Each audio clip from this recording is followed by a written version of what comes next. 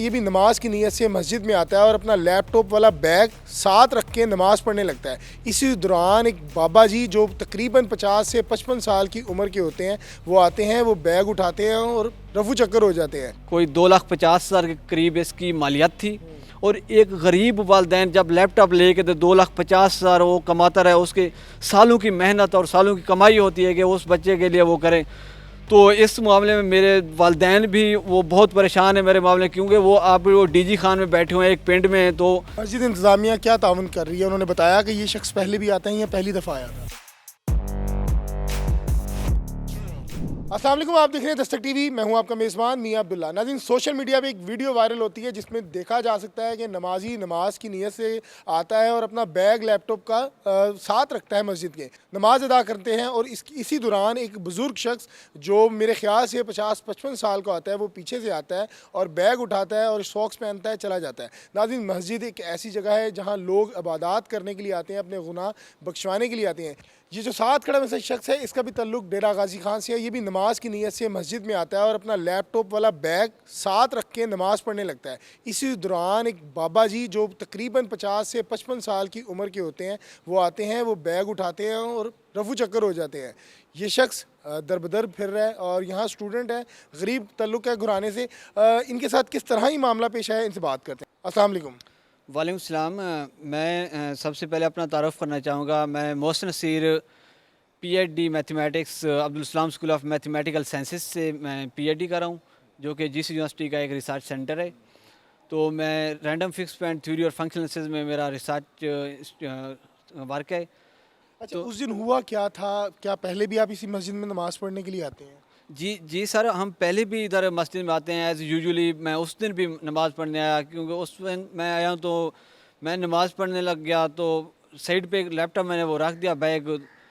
मैं नमाज़ पढ़ने के बाद जो ही मैंने फ़ौरन वापस आया तो देखा कि लैपटॉप ही नहीं था मेरा।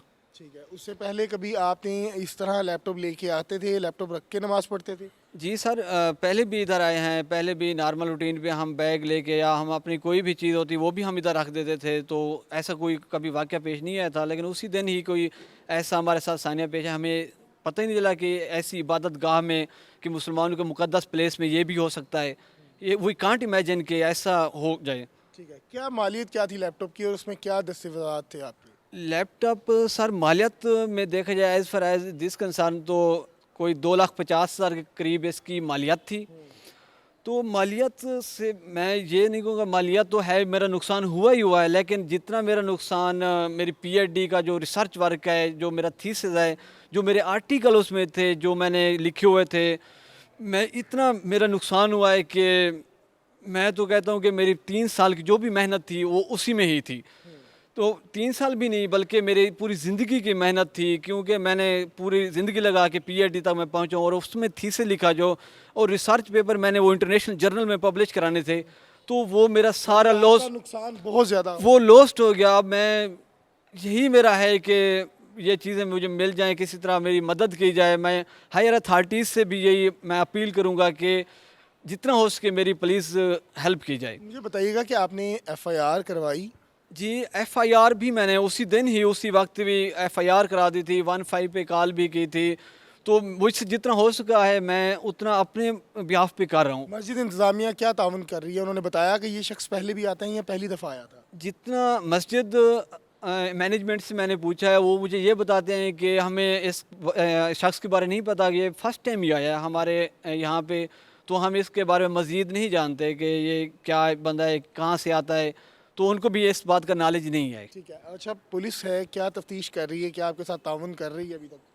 पुलिस, यहाँ तक उनका ताल्लुक है, वो मैंने एफ़आईआर करा दी है वहाँ पे। तो एफ़आईआर के बाद वो सुनने में यही आ रहा है, मुझे अभी तक कोई प्रॉपर कोई मुझे नहीं इन्फॉर्मेशन कि वो क्या कर रहे हैं, कहाँ तक पहुँचे हैं। यही मुझे तफ्तीशी अफीसर जो हैं वो मुझे कह रहे हैं कि हम उस पर वर्किंग कर रहे हैं। आपका मामला मे भी अभी तो पता नहीं पेंडिंग में है या हो रहा है। I don't know in this situation के whatever they can do for me. Out of city से आप ताल्लुक़ रखते हैं, घर वालों को क्या बताया? परेशानी यकीनन आपको फेस करनी पड़ रही है, इस तरह मामला सेटल कर रहे हैं? जी, घर वालों को मैंने बताया है, वो तो बहुत परेशान है कि हमारा बच्चा एक तालीम हासिल कर रहा है, एजुकेशन वहाँ पे मैं डीजी खान से उठ के यहाँ पे मैं एक अच्छे डीजी लाहौर में आके मैं एजुकेशन हासिल कर रहा हूँ। तो उनको ये नहीं पता कि यहाँ पे ऐसे वाक़यात भी होते हैं, उन पे भी ये एक दर्दनाक कैफ़ियत तारी होगी कि हमारे बच्चे के लिए हम वो एक छोटे से यानी कि छोटे-छोटे बच्चे हैं हमारे, मेरे छोटे भाई भी हैं, उनके लिए भी वो वालिदैन कर रहे हैं। और एक गरीब वालिदैन जब लैपटॉप लेके तो 2,50,000 वो कमाता रहे, उसके सालों की मेहनत और सालों की कमाई होती है कि उस बच्चे के लिए वो करें। तो इस मामले में मेरे वालिदैन भी वो बहुत परेशान है मेरे मामले में, क्योंकि वो आप वो डीजी खान में बैठे हुए हैं, एक पिंड में हैं, तो वहाँ से वो मेरे लिए परेशान है कि बच्चे पे पता नहीं क्या गुजरी है। वहाँ पे लाहौर के लोग, उसके यहाँ पे एजुकेटेड लोग, वो तो तालीम हासिल करने गया, अब वो भी इस मामले में बहुत परेशान है। क्या अपील करना चाहेंगे मरियम नवाज़ से और कानून नाफिज करने वाले इदारों से, क्या अपील करना चाहेंगे? तो सबसे पहले मैं हायर अथॉरिटीज़ और स्पेशली मैं सीएम पंजाब मरियम नवाज़ साहिबा से मैं यही अपील करना चाहूँगा कि जितना हो सके मेरी हेल्प की जाए और मेरी सपोर्ट की जाए इस मामले में, मेरे साथ ही जितना हो सके मेरी हेल्प की जाए, क्योंकि मैं भी एक स्टूडेंट हूँ, गरीब का एक बेटा हूँ। तो मेरे वालिदैन ही बड़ी मुश्किल से ये चीज़ें मैनेज कर रहे हैं। तो बस मैं यही कहूँगा कि अब मेरे पास इसकी सीसीटीवी फुटेज भी है और सारे शवाहदात भी हैं मेरे पास, एविडेंस मैंने इकट्ठे कर लिए। तो अब इस टेक्नोलॉजी के दौर में अगर इस पे भी अगर ये आप हायर अथॉरिटीज़ मेरे लिए ये ना कर सके, एक क्योंकि सवालिया निशान है। यकीनन इसी मस्जिद में जब इस शख्स का लैपटॉप उठाया गया तो सीसीटीवी कैमरा में तमाम चीज़ें रिकॉर्ड हो चुकी हैं और उसमें देखा जा सकता है कि वो बुज़ुर्ग का चेहरा जो है वो मुकम्मल तौर पर नज़र आ रहा है। ये एक सवालिया निशान है कि मस्जिद जो जैसे एक पाक जगह पे लोग अपने गुनाह बख्शवाने आते हैं, अपनी इबादत करने आते हैं, और उस शख्स के साथ इस तरह का काम हो जाता है कि उसका लैपटॉप जो है वो चोरी हो जाता है, और चोरी करने वाला कोई और शख्स नहीं, एक बुज़ुर्ग शख्स है। तो यकीनन एक सवालिया निशान है और कानून नाफिज करने वाले इदारों से एक गुजारिश है कि एक गरीब शख्स की मदद की जाए, उसका जो है लैपटॉप वापस करके दिया जाए। मुझे दीजिएगा इजाज़त, अल्लाह निगहबान।